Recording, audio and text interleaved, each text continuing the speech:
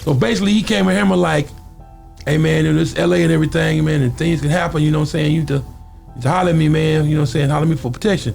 Hammer said, protection for what? See, man, I got 12 bodyguards out there for 5 of them straight killers. You know what I'm saying? So, what you talking about? You know what I'm saying? I don't need no protection. He's like, do you go with Suge? He's like, well, he's a gangster. You don't want to get killed. Do you go with Easy? You hear all the stuff talking about, oh, he was taking the money. So we thought, oh, we'll go with the Church Boy.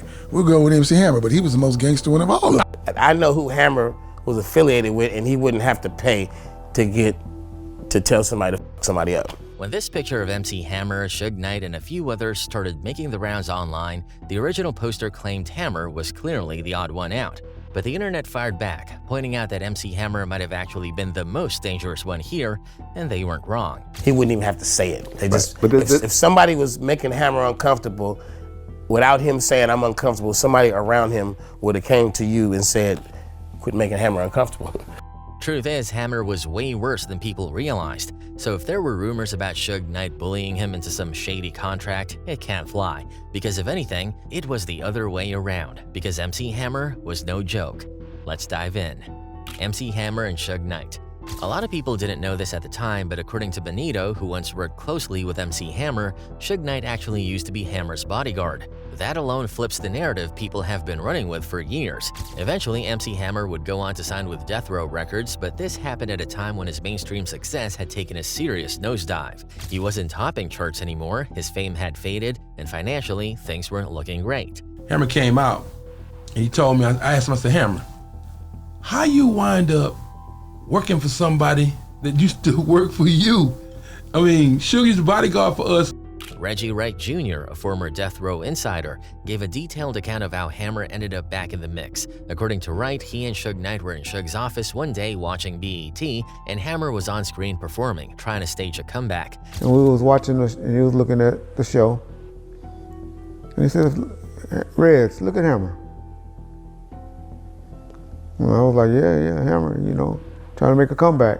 Then Suge pointed out something small but telling. Hammer wasn't wearing any jewelry. For someone like Hammer, who was once known for his flashy lifestyle and extravagant spending, that was a major red flag. To Suge, it was a sign that Hammer had hit hard times. He said, no, look at Hammer, Reg. You don't see nothing strange about Hammer? I'm like, no. He said, he ain't got no jewelry on. He said, Hammer doing bad. The very next day, Suge took action. He told his people to bring Hammer to town. When Hammer showed up, he and Suge sat down, had a talk, and not long after that, Suge actually pulled out cash and drove to Long Beach to retrieve Hammer's jewelry from a pawn shop. That moment marked a shift. Hammer started rolling with Death Row after that. He got a hold of Hammer, told Hammer to come in town. Hammer came right in town. They talked to Hammer for X amount of dollars. He gonna go down to Long Beach to get his jewelry out of the pawn shop. From then on, Hammer was around.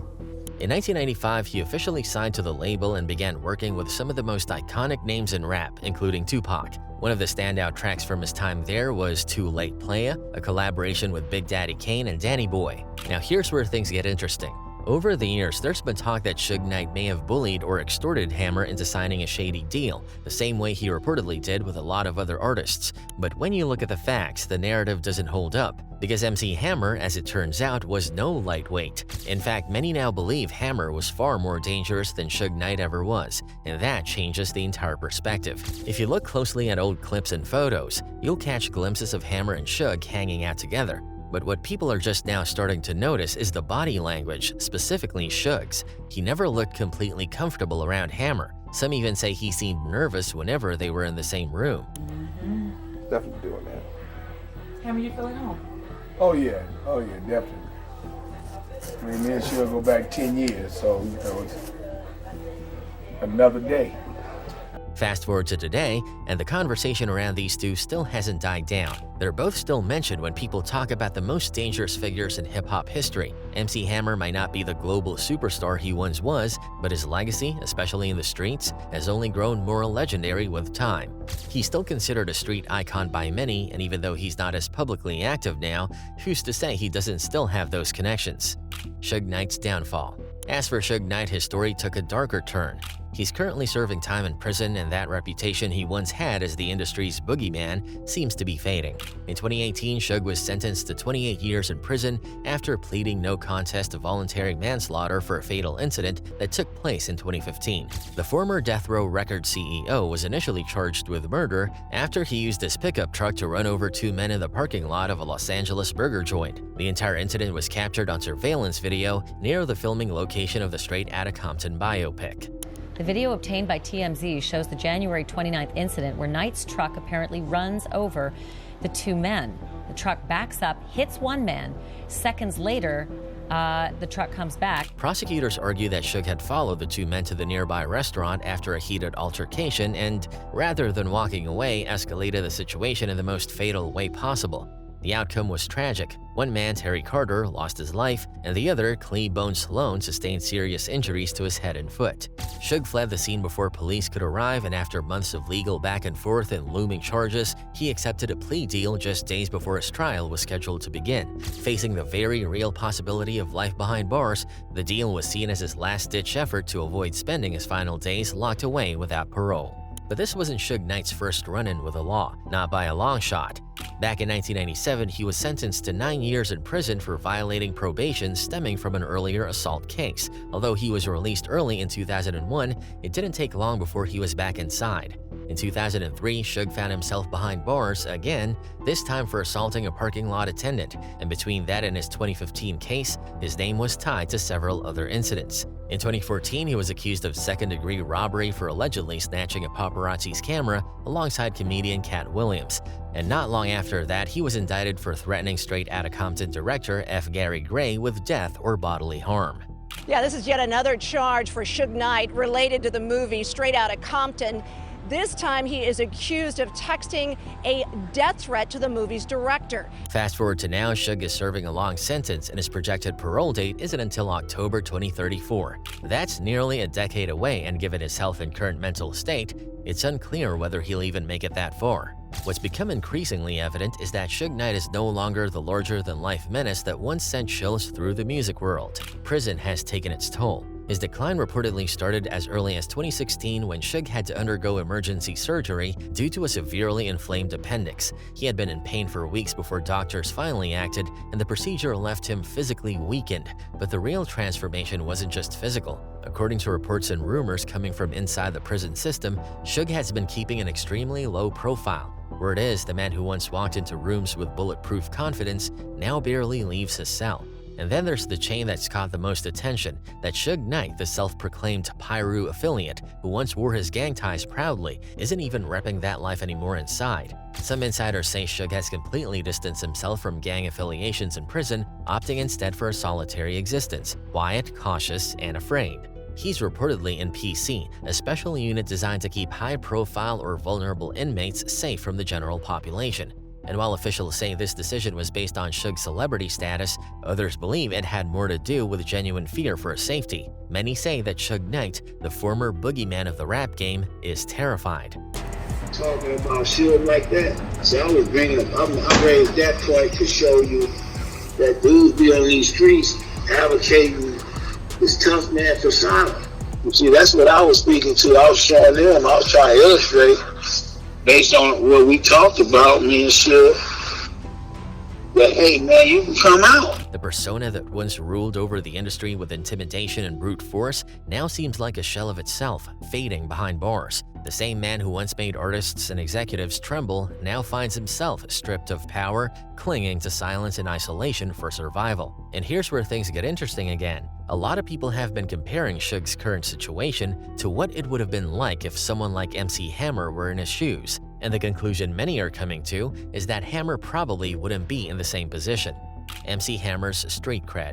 One of the reasons Hammer was so dangerous was because his family was connected to Felix Mitchell, one of Oakland's most infamous drug lords. Mitchell was the leader of the 69 Mob, a criminal organization that dominated the drug trade in the area. At the height of his empire, Mitchell was reportedly making over $1 million a month selling crack and heroin, and his operation controlled much of Oakland, including the neighborhood Hammer grew up in. Even after the FBI took down Felix Mitchell and dismantled his organization in 1985, Hammer and his brothers had already spent their formative years year surrounded by some of Oakland's most powerful gangsters. So while Hammer's public image might have been polished and commercial, behind the scenes, he had deep-rooted connections to the streets. MC Hammer versus Third Base. During Hammer's peak era, he had more than a few people underestimating him and learning the hard way that he wasn't someone to play with. Take, for instance, the supposed hit he put out on Third Base. The tension started when Hammer dissed Run DMC, and Third Base responded by taking it up a notch. They came at Hammer in their song The Cactus, specifically targeting his mother. The line "The Cactus turned Hammer's mother out" was a double entendre, referencing both their 1989 Cactus album and Hammer's hit record from the same year, Turn This Mother Out. The jab didn't sit well with Hammer or his family, especially his brother, Louis Burrell. So we were saying our album was doper, but we were saying it New York slick. Like we had some slick talk coming out our mouth. Right. Hammer thought we were talking about us fucking his mom. In a 2015 interview, MC Search, a member of Third Base, revealed just how serious things got. While flying to Los Angeles, Def Jam president Carmen Asher-Stewatson received a chilling phone call. A voice on the other end asked, "Is Third Base on their way to LA?" When she confirmed they were, the caller, who identified himself as Louis Burrell, reportedly said, "Good, they're dead." And here's somebody say, "Is Third Base on their way to LA?" And she goes, "Yeah." And the voice says, "Good, they're dead. This is Louis Burrell," and hangs up. Wow. According to Search, the threat was no idle talk. He claimed fellow Def Jam artist Eric B. confirmed that there was a $50,000 hit out on them, allegedly to be carried out by the Los Angeles Crips. And Eric B. basically puts a feeler out and finds out it's true, that there's a hit out on Third Base with the Crips. To keep things from spiraling out of control, Russell Simmons, co-founder of Def Jam, took precautions and had Barefoot Boogie, a well-known figure in the hip-hop scene, act as security for Third Base during their stay in LA. Even with Boogie watching their backs, tensions were high. One day, Search and his girlfriend went to a mall while Boogie kept an eye on them. Things seemed fine until a group of Crips showed up while Search was signing autographs for fans. The gang members started pressing him, but Boogie managed to step in and defuse the situation before it got ugly. And I started to look up, and there's these dudes coming from south and west, you know, and they're just walking over, whatever. And I'm signing autographs, and I look up, and I'm signing autographs, and as they get closer, the dude over here, he pulls the rag up. Dude over here, he pulls the rag up. And as they come up to me, Pookie whistles. Everything stops. He throws up some signs. It's one dude right in front of me who's got his hand on his ratchet, pulls down his mask, and he goes, "Yo, man, I love that record, but I was finna smoke you right now, homie." Instead of taking this as a warning to lay low, Search decided to keep the feud alive. The very next day, while on a live radio show, he called MC Hammer a B and accused him of hiding behind his goons. So I say, you know what? I said, man, if you feel like we dissed your matriarchal, that's okay, but you know what you did. You know what's going on in these streets. Why don't you man up and see me face to face so we can figure this out? Stop being a b****. That reckless comment didn't go unnoticed. The radio station received a phone call from someone claiming to be a member of the Rollin' 60s Crips, warning Search, "We're going to kill you." Live. Greg Mack, who's this? Rollin' 60 Crip N-word, we finna kill them. Boop! Out! Understandably shaken, Third Base bolted from the station, jumped into their car, and headed back to their hotel. But as they drove, a car full of Crips began tailing them, making it clear they weren't playing games. The Crips even pointed guns at them, sending a very real message that they meant business. Somehow, Search and his crew made it back to their hotel unharmed, but the incident left them terrified. For the remainder of their press tour in Los Angeles, Third Base wore disguises and avoided public appearances as much as possible. As soon as they wrapped up their promo duties, they got out of the city. Even years later, Search admitted the experience left lasting scars. I'm good. I'm not good. I've gone through 25 years of therapy 3 days a week. I am not good. I wish I could be good. But when somebody tries to kill you over a rap lyric, MC Hammer versus the Crips. The whole situation sparked rumors that MC Hammer might have been affiliated with the Crips. After all, the threat had supposedly come from Crip members, and the hit was allegedly backed by Hammer's brother. But despite the speculation, Hammer never claimed any gang ties in his life. In fact, there's even a story about Hammer putting a Crip in his place. Benito shared an incident from back in the day. After an event in Los Angeles, Hammer and his crew were packing into their vans to head back to the hotel when they noticed a familiar face rolling up, Michael Concepcion, one of the original founders of the Crips. It's this dude in his wheelchair and about 4 or 5 dudes with him, hanging out. I know they Crips because my cousins are all Crips in LA. So I'm like, there's some gangbangers. What they doing out here? Michael told Hammer they needed to talk. Basically, he offered Hammer protection while he was in LA, warning him that anything could happen in the city. Hey, I want to holler at you for a minute, Hammer. Now, the thing is, Mike already knew who Hammer was because they did the video. We were on the same gang before. So basically, he came with Hammer like, hey, man, it's LA and everything, man, and things can happen, you know what I'm saying? You need to holler at me, man, you know what I'm saying? Holler at me for protection. Hammer was taken aback by the whole thing and asked why he'd need protection when he had his own squad of bodyguards, 12 of them in fact, and these guys weren't your average security detail. Some of them were straight-up killers. So Hammer wasn't feeling like he needed Michael's help. Hammer said, protection for what? See, man, I got 12 bodyguards out here, and 4 or 5 of them straight killers. You know what I'm saying? So, what you talking about? You know what I'm saying? I don't need no protection. Michael didn't seem to like Hammer's response and kept pushing, saying Hammer should watch his back. You need to holler at me, man. If you don't, something could happen to you, whatever. He said, what you trying to say? He said, you need to go ahead and, take care of that and everything will be cool. He said, you trying to start strangle on me? That's when things got heated. Hammer's bodyguards were ready to handle the situation right then and there, but Hammer held them back. Instead, he made it clear to Michael that one phone call from him could shut the whole thing down. Hammer wasn't bluffing either. Our people looking like, yeah, I'm waiting for you to move. Hammer like, hey, what's up? He said, hey, man, it's like this. I'll make one phone call and all this will go away. And Hammer said, what's up, man? He said, man, I apologize for the thing. I didn't know, the people you knew or whatever, this and that. And I apologize for what I did, brother. It's all good. We cool. We good. And Hammer's like, yeah, it's all right. The next morning, Michael actually came back to apologize, showing just how much respect Hammer commanded. During his peak, MC Hammer was everywhere, on your TV, in music videos, commercials, movies, and even cartoons. His album success propelled him into hip-hop superstardom, and he was living the high life with a spotlight all on him. To the outside world, it looked like nothing could go wrong, like his path was completely smooth. But fame has a way of bringing its own set of challenges. While Hammer was loved by millions, he also faced a lot of criticism. The media, fans, and even his fellow artists had a lot to say about him. Are you a rapper or not? Well, in one unescapable aspect, yes, and that is the fact that I don't sing. But in every other aspect, the answer is no, I'm not a rapper. I entertain. I say that in not meaning any disrespect to other rappers or other rap artists. Some people in the industry just didn't know what to make of MC Hammer. To them, he didn't seem like the typical hip-hop artist. With his clean-cut image, carefully choreographed dance routines, and those infamous parachute pants, he seemed like an easy target. MC Hammer versus Ice Cube. For instance, in 1991, Ice Cube dropped the video for his single True to the Game, and it stirred up some serious drama. In the video, there's a scene showing a hardcore rapper who suddenly switches into a flashy red sequined outfit, symbolizing a sellout crossing into pop culture. It didn't take long for people to connect the dots. Ice Cube was taking a shot at MC Hammer. Hammer wasn't about to let it slide. One day, while Hammer was chilling in his hotel room, someone on the phone mentioned seeing Ice Cube at Roscoe's Chicken and Waffles in Hollywood. Without hesitation, Hammer and his entourage jumped into their cars and sped over to confront him. They caught Ice Cube just as he was leaving, and Hammer allegedly told him, in no uncertain terms, to never pull a stunt like that again. Ice Cube, realizing the situation he was in, reportedly responded, "No sir, that won't happen again." MC Hammer versus Redman. And Ice Cube wasn't the only one to feel Hammer's wrath. In 1992, Redman included an intro track on his album, What the Album, called Funky Uncles, where a character dissed Hammer and his family, saying things like, "Your mama ain't ish, your daddy ain't ish, ain't nobody ish." Hammer took offense to the diss and decided to make it clear to Redman that he wasn't playing.